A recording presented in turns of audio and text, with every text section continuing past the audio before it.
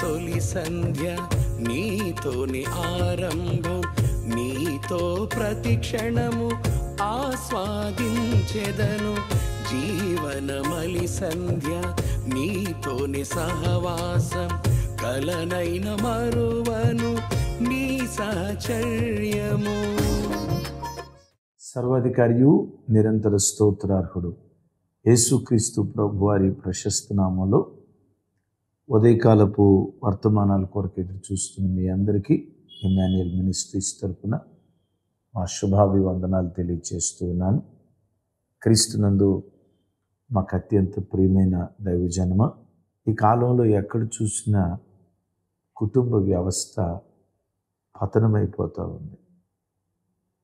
ఏ కుటుంబాన్ని కదిలించినా, ఏ భార్య భర్తలను కదిలించినా బంధాలు అనుబంధాలు రోజు రోజుకు క్షీణించిపోతాయి. విడాకుల వైపు అనేకులు వెళుతున్నటువంటి దుర్దినాల్లో మనం బ్రతుకుతూ ఉన్నాం. దైవజనమ, మనుషుల మధ్యలో ప్రేమ చల్లారిపోవటానికి కలిగిన ప్రబలమైనటువంటి కారణం యేసు ప్రభు వారు చెప్పారు కదా, అక్రమము విస్తరించుట చేత అనేకులలో ప్రేమ చల్లారిపోతుంది అని రాస్తారు. చెప్పండి, ఎందుకు భార్య భర్తల మధ్య ప్రేమ, పిల్లలకు తల్లిదండ్రులకు మధ్య ప్రేమ చల్లారిపోతుంది అంటే అక్రమము విస్తరించుట చేత. ఈ దినాల్లో ఏ ప్రాంతంలో చూసినా అక్రమ సంబంధాలు, అక్రమ సంబంధాలు, అక్రమ సంబంధాలు. ఎక్కడ చూసినా కొంచెం యవ్వన వయసులో అడుగు పెట్టారో లేదో, ముక్కు పచ్చలారని పసి వయసు నుండి పండు ముసలివాడి వరకు అక్రమ సంబంధాల్లో బ్రతుకుతున్న భయంకరమైనటువంటి పరిస్థితులను మన కళ్ళతో చూస్తూ ఉన్నాం, చెవులతో వింటూ ఉన్నాం. అప్పుడిప్పుడు బైబిల్లో సొదొమ గొమొర్రా ప్రాంతంలో ఇలా జరిగిందట. అయ్య బాబోయ్, ఇంత ఘోరమైన పాపం ఎలా జరిగింది అని ఒకప్పుడు అనుకునేవాళ్ళం కదా.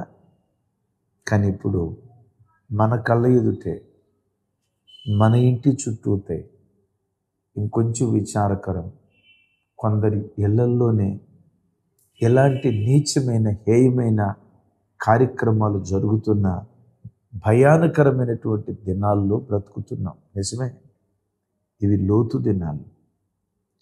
సొదొమ గొమొర్రాలో ఎలాంటి భయంకరమైన కార్యాలు జరిగాయో ప్రస్తుతం మన కళ్ళ ముందు కూడా అలాంటి కార్యక్రమాలే జరుగుతూ ఉన్నాయి. ఈ మధ్య కొన్ని వార్తలు స్క్రీన్ మీద చూస్తూ ఉన్నారు కదా, వాటిని డిస్ప్లే చేయటానికి, వాటి వీడియో ప్లే చేయటానికి నాకు మనస్సు రాక, సో జస్ట్ ఇన్ఫర్మేషన్ కోసమని లోకంలో ఎలాంటి హేయమైన నీచమైన కార్యక్రమాలు జరుగుతున్నాయో జస్ట్ మీకు ఇన్ఫర్మేషన్ కోసమని ఈ సమాచారం మీకు తెలియజేయటం జరుగుతుంది. ఆ ప్రాంతంలో ఒక తల్లి ఒకడితో అక్రమ సంబంధానికి అలవాటు పడింది. వాడి వయసు కొడుకు వయసు.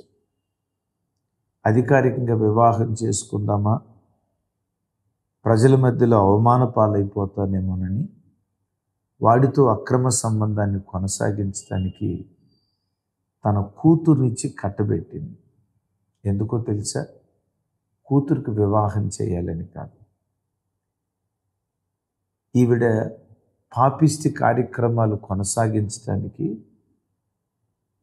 వాడిని అల్లుడుగా ఇంటికి తెచ్చుకుంటే యథేచ్ఛగా కార్యక్రమాలు జరిగించవచ్చు అని కన్న తల్లి ఎంత నీచానికి దిగజారిందో చూడండి. దినాలు అట్లా సాగుతున్నాయి.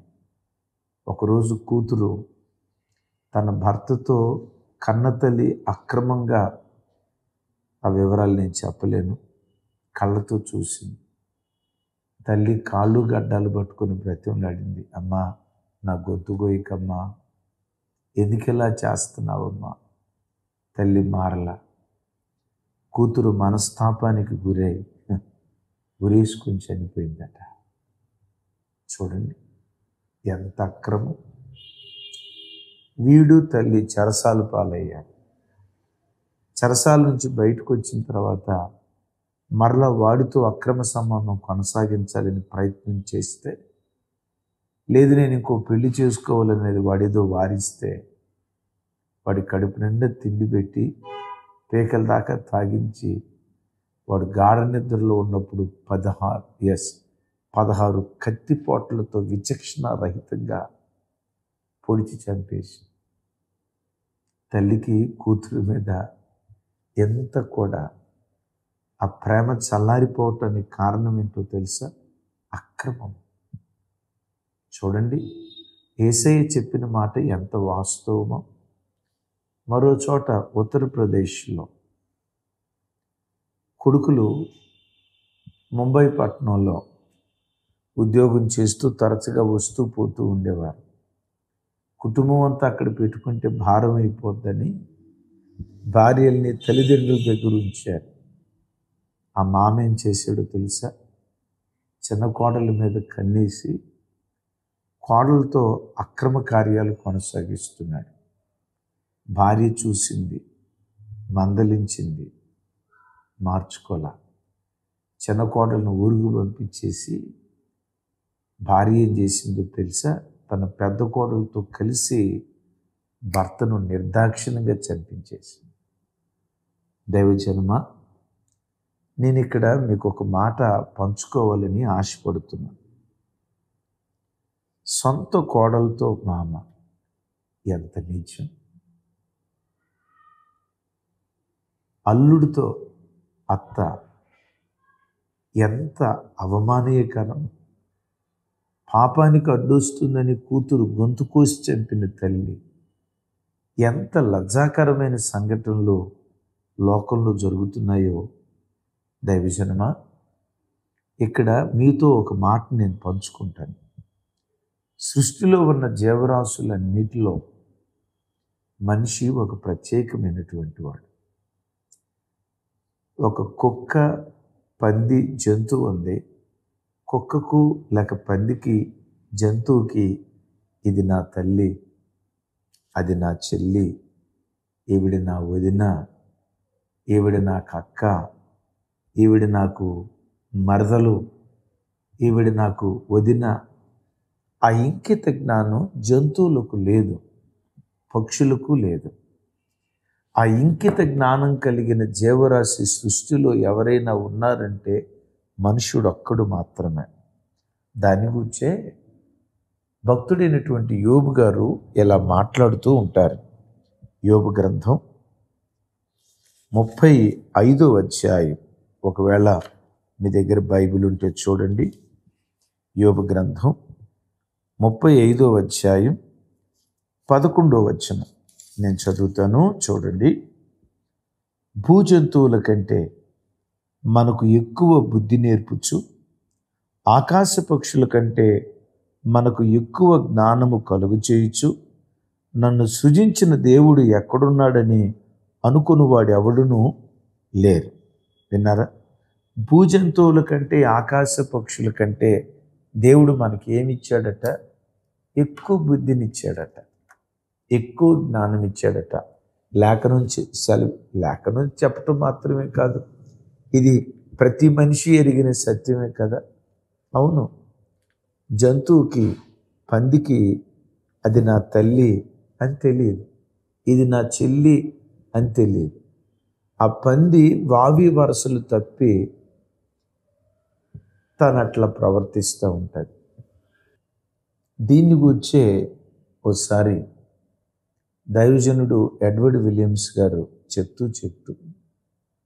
మనిషి కూడా వావి వరసలు తప్పి తన భార్యను కాకుండా పరాయి స్త్రీని చేరితే, తన భర్తను కాకుండా పరాయి పురుషుని చేరితే, మన ఇంటి ముందున్న కుక్కకు మనకు పెద్ద తేడా లేదట. బురదలో దొర్లాడే పందికి, ఈ అక్రమ సంబంధాల్లో బ్రతికే వ్యక్తికి పెద్ద తేడా లేదట. పంది బ్రతుకెంతో అలాంటి వాడు బ్రతికంతే అని, కుక్క బ్రతుకెంతో అలాంటి స్త్రీ బ్రతుకు అంతేనని ఆ గొప్ప దైవజనుడు బహువేదనతో ఆ మాట చెప్పారు. ఈ ఉదయకాలం దేవుని వాక్యం వింటున్న చెల్లి, తమ్ముడు, మీ వివాహ పవిత్రత ఎలా ఉంది? మీ భార్యాభర్తలు ఒకరి పట్ల ఒకరు నమ్మకంగా బ్రతుకుతున్నారా? ఒకరినొకరు మోసం చేసుకునే నమ్మక ద్రోహులుగా బ్రతుకుతున్నారా? ఈ ఉదయం వాక్యం వింటున్న తమ్ముడు, నీ భార్య విషయంలో నువ్వు నమ్మకమైన భర్తవేనా? చెల్లి, నీ భర్త విషయంలో నువ్వు నమ్మకమైన భార్యగా దేవుని సన్నిధిలో బ్రతకగలుగుతున్నావా? నేను చాలాసార్లు ఈ మాట మీతో పంచుకున్నాను. ఒక మనుషుని పట్ల వివాహ వ్యవస్థ విషయంలో దేవుడు ఆశించిన నీతి భార్యాభర్తల మధ్యలో నుంచి దేవుడు ఎదురు చూసే పవిత్రత ఏదైనా తోటలోనే మనం తెలుసుకోగలుగుతాం. ఆదాము ప్రక్కలో నుంచి దేవుడు ఎముకను తీశాడు కదా. తీసిన ఎముకలో నుండి ఎంతమంది అవమ్మలను చేశాడు? ఒకే అవమ్మను చేశాడు. ఇద్దరు అవమ్మలను దేవుడు చేయలేడా? ఇద్దరేం కర్మ? 20 మందిని చేయగలడు ఆయన. 20 మంది ఏం కర్మ? ఆ ఒక్క ఎముకలో నుండి 1000 మంది అవమ్మలను దేవుడు చేయగలడు.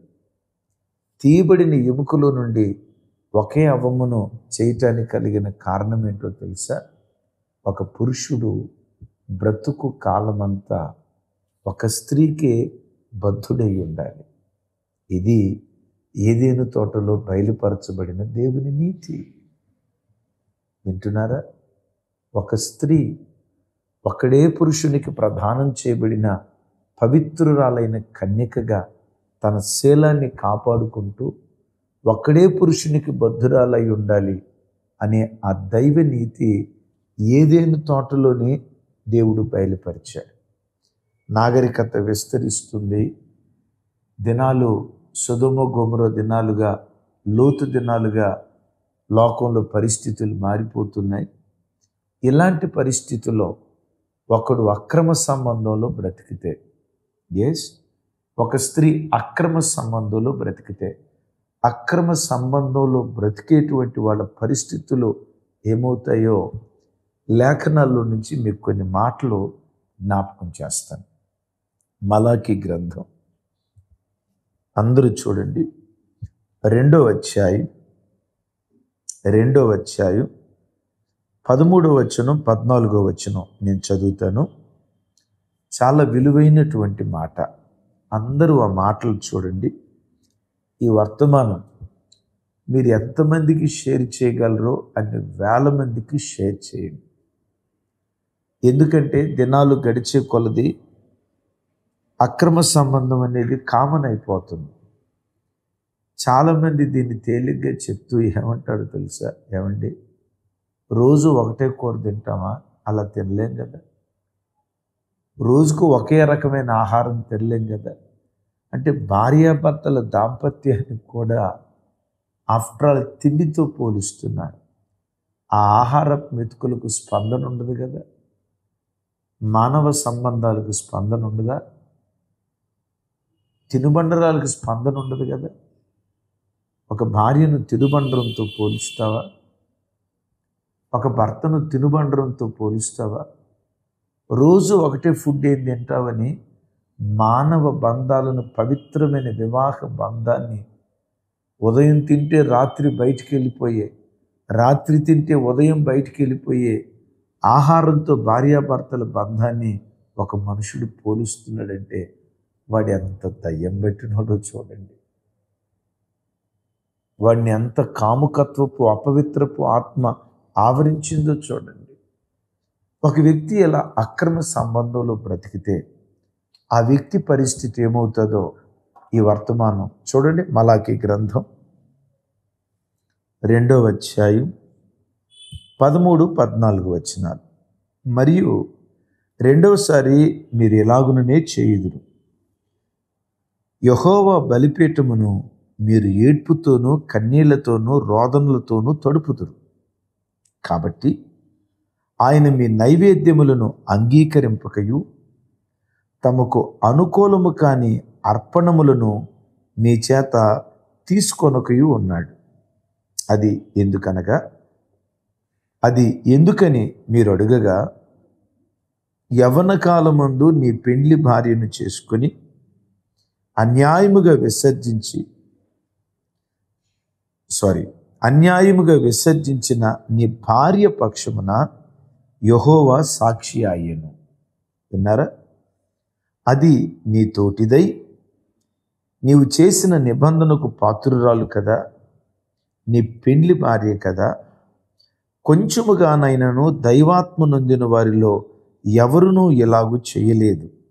అలా చెప్తూ 16వ వచనంలో అంటాడు, భార్యను పరిత్యజించుట నాకు అసహ్యమైన క్రియని ఇశ్రాయేలీయుల దేవుడు సెలవిచ్చుచున్నాడు. విన్నారా?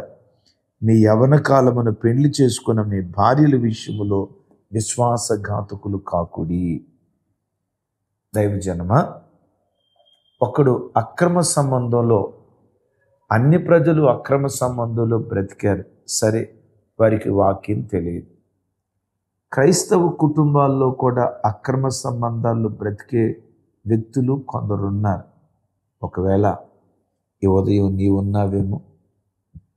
అక్రమంలో ఒకడు బ్రతికి దేవుని సన్నిధికి వస్తే, నంబర్ 1, వాడు ఈ భూలోకంలో వాడు చేసిన ప్రార్థన కానీ వాడు అర్పించిన అర్పణ కానీ దేవుడు అంగీకరించడు. నంబర్ 1. రెండో చెప్పమంటారా? భూలోకంలో వాడు చేసిన ప్రార్థనే అంగీకరించబడినప్పుడు పరలోకం వాడిని అంగీకరిస్తుందా? చెప్పండి. పరలోకం అంతకంటే ఎక్కువ అంగీకరించదు. అంటే భూలోకంలో వాడి ప్రార్థన అంగీకరించబడదు. వాడు మందిరానికి రావచ్చు, పోవచ్చు. చనిపోయిన తర్వాత అలాంటి వాడిని పరలోకం కూడా అంగీకరించదు. ఎందుకు అంగీకరించదు? ఇక్కడ ఇశ్రాయేలు ప్రజలు యవ్వన కాలపు భార్య ఉండగా, వారి జీవిత భాగస్వామి భార్య ఉండగా దాన్ని విడిచిపెట్టి అక్రమంలో బ్రతుకుతూ వీళ్ళు ఏం చేశారో తెలుసా? బలిపీఠాల దగ్గరకు వచ్చి నైవేద్యాలు అర్పించారు. అదే దశమ భాగాలు కానీ, కానుకలు కానీ, ఉపవాస ప్రార్థనలు కానీ, అర్పణలు కానీ బలిపీఠం దగ్గరికి వచ్చి అర్పించారు. దేవుడు అంటాడు, మీ అర్పణలు నాకు అసహ్యం, మీ నైవేద్యాన్ని నేను అంగీకరించను. ఎందుకు అంగీకరించవయ్యా? ఈ బలిపీఠము కన్నీళ్లతో తడపబడింది. ఈ బలిపీఠము ఏడ్పుతో తడపబడింది. ఈ బలిపీఠము రోదనతో తడపబడింది. ఎవరేడ్చారయ్యా ఈ బలిపీఠం దగ్గర? మీరు కట్టుకున్న మీ భార్యలు ఉన్నారే, మీరు అక్రమ సంబంధంలో బ్రతుకుతూ ఉంటే ఆ ఆడబిడ్డ ఏమీ చేయలేని నిస్సహాయ స్థితిలో నా పాదాల దగ్గరకు వచ్చి కన్నీరు మున్నీరుగా ఏడ్చి నా బలిపీఠాన్ని కన్నీళ్లతో తడిపింది. ఏమనుకోవద్దు, కొంచెం ఘాటుగా చెప్తా. దేవుడు ఇక్కడ అంటాడు, నీ భార్యలు ఉసురు తగిలిందిరా మీకు. నీ భార్యల కన్నీళ్ళు, వాళ్ళ ఉసురు మీకు తగిలింది. దేవుడు ఈ స్థలంలో అంటాడు, మీరు బలిపీఠాలు అర్పిస్తున్నారు నిజమే, కానీ ఈ బలిపీఠం ఏమైందో తెలుసా? మీ భార్యల కన్నీళ్లతో తడపబడిపోయింది. నా ప్రభు బిడ్డలారా, ఏ స్త్రీ అయినా తన భర్త దగ్గర నుంచి కోరుకునేది బంగారు నెక్లెస్ కాదు, ఫ్రిడ్జ్ కాదు, కూలర్ కాదు. ఏ స్త్రీ అయినా కోరుకునేది నా భర్త నాకే సొంతం. ఏ భర్త అయినా కోరుకునేది నా భార్య నాకే సొంతం. ఓ పురుషుడా, నీ భార్యకు అన్ని వస్తువులు సమకూర్చి నీవు అక్రమ సంబంధంలో బ్రతికితే, నీ భార్య దేవుని బలిపీఠాన్ని చేరి కన్నీళ్లతో తడిపితే, ఆ భార్య కన్నీళ్లను దేవుడు చూసి నీవర్పించే అర్పణ దేవుడు అసహించుకుంటున్నాడు అని దేవుని యొక్క వాక్యంలో రాయబడింది. ఎందుకయ్యా ఈ విషయంలో వారి పక్షాన ఎందుకు ఇలా నువ్వు మాట్లాడుతున్నావు అంటే, మలాకీ గ్రంథంలో దేవుడు అక్కడ అంటాడు, ఎందుకని మీరు అడిగినా, యవ్వన కాలమందు నీ పెండ్లి చేసుకున్న అన్యాయముగా విసర్జించిన నీ భార్య పక్షమున యెహోవా సాక్షి అయ్యను. భార్యాభర్తలారా, భార్యాభర్తల మధ్యలో సాక్షి ఎవరో తెలుసా? దేవుడైన యెహోవా. విన్నారా? సాక్షి. ఒక భర్త అనుకుంటాడు, నేను అక్రమం చేసిన నా భార్యకి తెలియదు, నా భార్య కనిపెట్టలేదు. భార్య కనిపెట్టకపోవచ్చు, నేను కనిపెట్టే ఒక సాక్షి ఉన్నాడు. పురుషుడా, మర్చిపోకు. ఓ స్త్రీ, నా భర్త నన్ను కనిపెట్టట్లేదు అని అనుకోవచ్చు. నిన్ను కనిపెట్టే ఒక సాక్షి ఉన్నాడు. నీ భార్యాభర్తల మధ్యలో సాక్షి ఎవరో తెలుసా అంటున్నాడు. ఎస్, యెహోవా మీ మధ్యలో సాక్షి అయి ఉన్నాడు. నా ప్రభు బిడ్డలారా, నీ భార్యకు వ్యతిరేకంగా నువ్వెక్కడ ప్రవర్తించినా, ఏ అక్రమంలో నువ్వు జొరబడ్డా, నీ భర్తకు తెలియకుండా ఏ చీకటి కార్యక్రమాలు చేసినా, యహమందు మించి తీర్పు దినాన ఎవరో కాదు, దేవుడే నీకు వ్యతిరేకంగా సాక్ష్యం చెప్తాడు. జాగ్రత్త. ఇప్పుడు ఒక కేసులో ఇతడు దోషి నిర్దోషి అనేది ఎట్లా జడ్జి చేస్తారు? సాక్షి చెప్పిన సాక్ష్యాన్ని బట్టి. ఇజ్ ఇట్ రైట్ కదా? ఇప్పుడు సాక్ష్యం చెప్పబోయేది ఎవరు? ఎవరినో పిలిచి, పలానా ఆయన పలానా చోట తప్పుగా ప్రవర్తించాడట, నువ్వు చూసావా అని దేవుడు ఎవరినో అడగడు. ఏమంటాడు తెలుసా? నేనే సాక్ష్యం చెప్పబోతున్నాను. నా ప్రభు బిడ్డలరా, సాక్ష్యాలు బలంగా రుజువైన తర్వాత దోషి తప్పించుకోగలడా? ఇక్కడ సాక్ష్యం చెప్తుంది ఎవరు తెలుసా? దేవుడు. ఓ భర్త, ఓ భార్య, ఓ తండ్రి, ఓ ప్రియ తల్లి, నీ భార్యాభర్తల మధ్యలో దేవుడు సాక్షి. ఎస్, రేపు తీర్పు దినాన నువ్వు నిలబడినప్పుడు, నువ్వు పవిత్రంగా బ్రతికితే, నీ పవిత్రతను గురించి ఎవరో కాదు, పరలోకంలో దేవుడే సాక్ష్యం చెప్తాడు. ఏమనో తెలుసా? ఈ స్త్రీ ఒక్కడే పురుషునికి ప్రదానం చేయబడిన పవిత్రురాలైన కన్యక. మనస్సులో కూడా పరపురుషునికి రానివ్వకుండా, ఆలోచనలో కూడా పరపురుషుని గురించిన, పరస్త్రీని గురించిన ఆలోచన రానివ్వకుండా పవిత్రంగా బ్రతికిందని నిన్ను గూర్చి పరలోకంలో దేవుడు సాక్ష్యం చెప్తాడు. రెండో మాట ఏమంటాడు తెలుసా? అది నీ తోటిది. చూడండి ఆ మాట అక్కడ అంటాడు, అది నీకు తోటిదై నీవు చేసిన నిబంధనకు పాత్రురాలు కదా. తోటిది అంటే తోటి కోడలు, తోడల్లుడు. తోటిది అంటే తోటి కోడలు. ఇద్దరు కోడళ్ళే అంటే ఇద్దరు సమానమే. తోడల్లుళ్ళు అంటే ఆలుడెంతో ఈ అల్లుడంత. తోడు, తోటిది అంటే నీవెంతో నీ భార్య అంతే. పురుషుడా, నేను పురుషుణ్ణి, కొంతమంది అంటారు, అత్తయ్య మీ అబ్బాయి దారి తప్పాడు అత్తయ్య, కొంచెం మీ అబ్బాయికి చెప్పు అత్తయ్య అంటే, కొంతమంది అత్తలు, అందరూ కాదు, కొంతమంది అత్తలు ఉంటారు. వాళ్ళు ఏమంటారో తెలుసా? ఆడు మగాడే, ఒక్కళ్ళు కాకపోతే 10 మందితో తిరుగుతాడే అని మూర్ఖంగా మాట్లాడే వ్యక్తులు ఉంటారు. అంటే మగోడైతే ఎన్ని చెడు తిరుగులన్నా తిరగవచ్చా? మగోడైతే ఎంతమందితోనైనా అక్రమ సంబంధాలు పెట్టుకోవచ్చా? క్రైస్తవ జన్మ, మగతనం అంటే అక్రమ సంబంధాలు తిరగటం కాదు. నీ మనస్సు అక్రమ సంబంధాల వైపు లాగుతుంటే ఆ మనస్సును చంపేవాడే నిజమైన మగసిరి కలిగినటువంటి. మగసిరి, మగతనం అంటే 10 మందితో తిరిగేది కాదు మగతనం. 5-6గురితో అక్రమ సంబంధాలు పెట్టుకునేది కాదు మగతనం. మగతనం ఏంటో తెలుసా? నీ మనస్సు పరాయి స్త్రీ వైపు లాగుతున్నప్పుడు, నీ హృదయం వ్యభిచారం వైపు లాగుతున్నప్పుడు, ఆ మనస్సును ఎవడైతే చంపుతాడో వాడే నిజమైన మగసిరి కలిగిన మగాడు, దేవుని వాక్యం అంటుంది. ఈ మగసిరి నీలో ఉందా ఓ పురుషుడా? అది నీ తోటిది. విన్నారా? క్రీస్తు యేసునందు స్త్రీ అని పురుషుడని భేదం లేదు. క్రీస్తు యేసునందు ఇద్దరు సమానమే వాక్యంలో రాయబడింది. తోటిది అని ఎందుకన్నాడో తెలుసా? సహచరిని అని ఎందుకన్నాడో తెలుసా? నీవెంతో నీ భార్య అంతే. ఓ పురుషుడా, నీవు అక్రమ సంబంధంలో బ్రతుకుతూ కాళ్ళు ఎగరేసుకొని తిరుగుతున్నావు. భార్య ఏమైనట్టు నోర్మై, నేను ఇంతే, ఇంకా కావాలంటే ఎక్కువ చేస్తా అని అంటున్నావే, మరి నీ భార్య అలా చేస్తే నువ్వు తట్టుకుంటావా? గుండె జారిపోయింది కదా. నీ తోటిది, నీకు ఏ హక్కు ఉందో తనకి ఆ హక్కు ఉంది.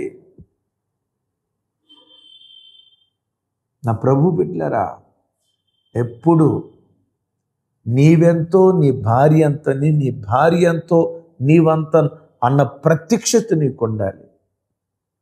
ఎందుకు భార్య విషయంలో విశ్వాసఘాతకులు కాకూడదు అంటాడు తెలుసా? నీ నిబంధనకు పాత్రురాలు కదా అంటాడు. ఎట్లా ఆవిడ నీకు భార్య అయింది?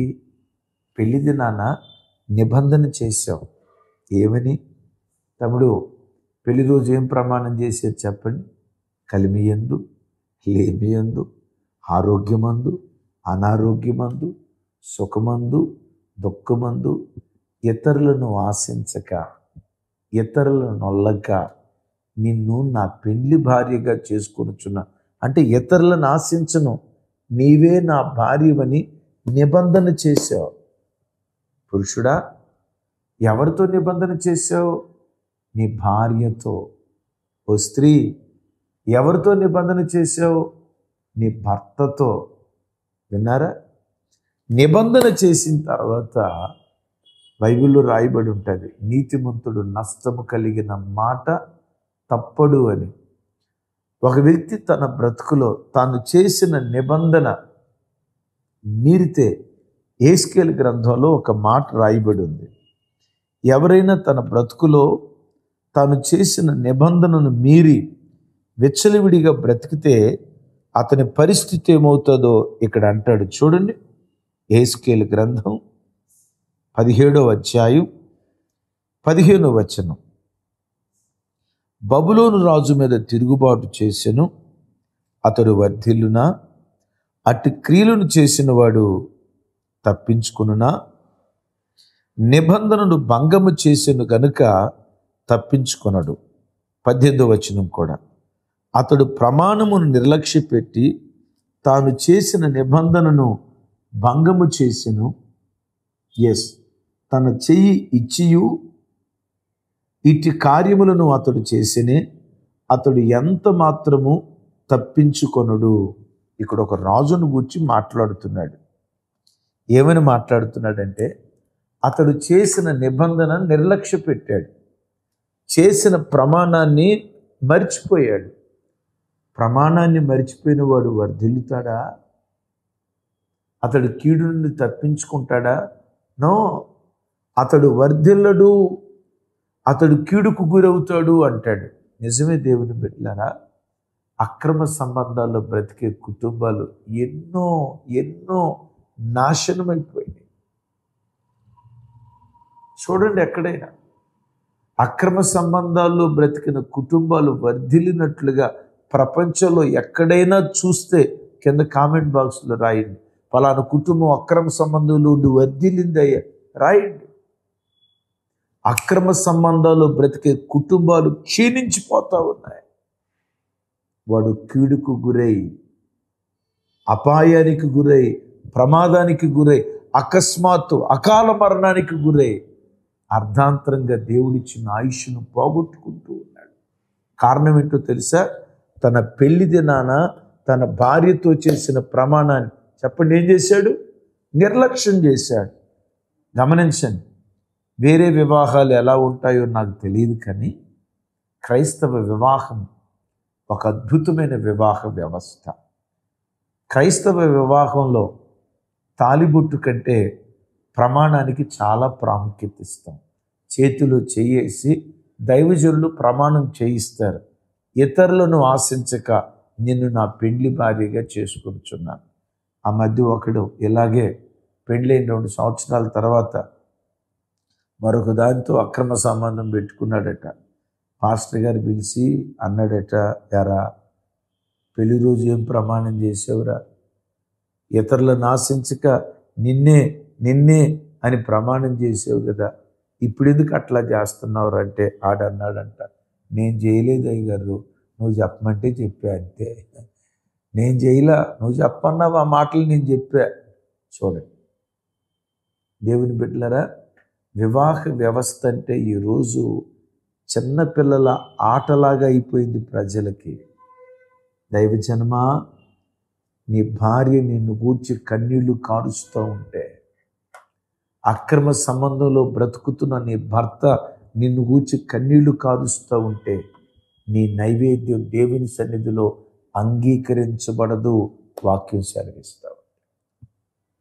హెబ్రీయులకు రాసిన పత్రికలో పౌలు గారు మాట్లాడుతూ అంటారు కదా, వివాహము అన్ని విషయములలో ఘనమైనది, పాన్పు చెప్పండి పాన్పు నిష్కలంకమైనది అని చెప్తూ ఒక చక్కటి మాట పౌలు మహాశయుడు హెబ్రీ పత్రికలో చెప్తాడు. ఒకసారి చూడండి, హెబ్రీయులకు రాసిన పత్రిక 13వ అధ్యాయం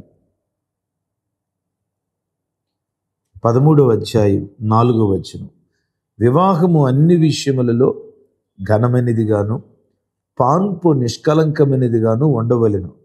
వేశ్యా సంఘులకు వ్యభిచారులకు దేవుడు తీర్పు తీర్చును. విన్నారా ఈ మాట? వేశ్యా సంఘులకు వ్యభిచారులకు దేవుడు చెప్పండి ఏం చేస్తాడట? తీర్పు తీరుస్తాడు. ఒకవేళ నీకున్న డబ్బును బట్టో, ఆస్తిపాస్తులను బట్టో, లోకంలో ఎస్ నువ్వు నెట్టుకుంటా రావచ్చు. నీ డబ్బుతో, నీ పలుకుబడితో లోకంలో చెల్తా. నువ్వు చచ్చిన తర్వాత నీ ఆత్మ దేవుని ఎదుట నిలవబడినప్పుడు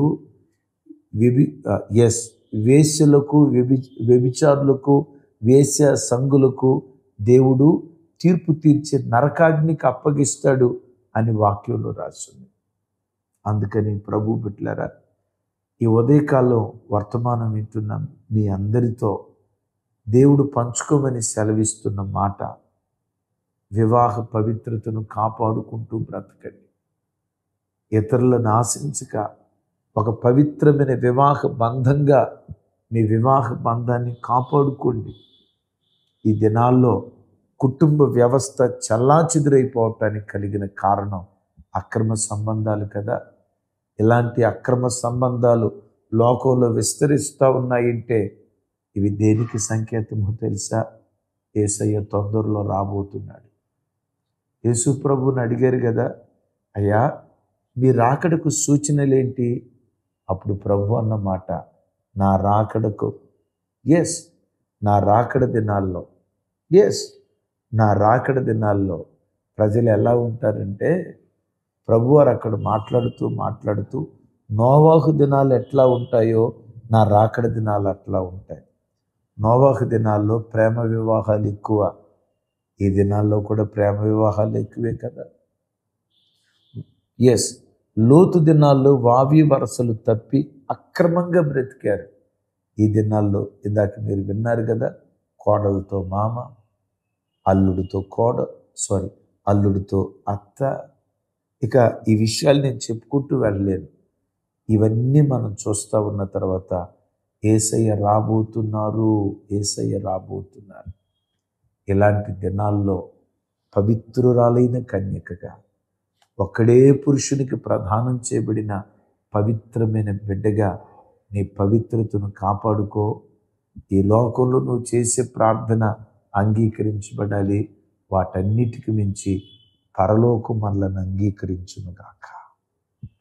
చిన్న ప్రార్థన చేస్తా. చేదైన వేరు ఏది నాలో మొలవకుండా నన్ను కాపాడేసయ్యా ప్రార్థన చేస్తాను. నాతో ఏకీభవించండి. తండ్రి, లోకంలో ఎక్కడ చూసినా అక్రమ సంబంధాలు విస్తరిస్తున్న భయంకరమైన దినాల్లో బ్రతుకుతున్నాం. నిజమే. అక్రమము విస్తరించుట చేత అనేకుల్లో ప్రేమ చల్లారిపోతుంది. కుటుంబ వ్యవస్థలు పతనమైపోతున్నాయి. ఈ దినాల్లో యోసేపు తరం ఈ వాక్యం విన్న కుటుంబాల్లో నుంచి లేచునుగాక. అవును తండ్రి, ఎస్తేరుల తరం ఈ వాక్యం వింటున్న ప్రతి బిడ్డలో నుంచి లేచుదురుగాక. ఒకడే పురుషునికి ప్రదానం చేయబడిన పవిత్రమైన భార్యగా వారి కన్యత్వాన్ని, పవిత్రతను కాపాడుకునే కృప ప్రతి యవ్వన బిడ్డకు యేసు నామంలో మీరు దయచేయుదురుగాక. నా చేతులెత్తి నీ ప్రజలను దీవిస్తూ యేసు నామం పేరిట ప్రార్థించి పొంది ఉన్నాను తండ్రి. తండ్రి అయిన దేవుని ప్రేమ, కుమారుడైన యేసుక్రీస్తు వారి దివ్య కృప, పరిశుద్ధాత్మ దేవుని సహవాసం మనకు సకల పరిశుద్ధులకు సదా తోడయుండి నడిపించునుగాక. ఆమేన్. ఈరోజు మీరు విన్న వర్తమానం ఎంతమందికి మీరు షేర్ చేయగలరో అంతమందికి షేర్ చేయండి. కారణం, లోతు దినాలు లాంటి దినాల్లో బ్రతుకుతున్నాం. ఈ వాక్యం కొందరినైనా పట్టుకొని తన తట్టు ప్రభు తిప్పుకుంటాడు. మీ వాట్సాప్ స్టేటస్లో, మీ వాట్సాప్ గ్రూపులకు ఈ వర్తమానం షేర్ చేసి అనేకుల జీవితాలు కట్టబడేటట్లుగా పురికొల్పాలని ప్రేమతో తెలియచేస్తూ కృపా సమాధానాలు మనందరికీ తోడై ఉండును గాక.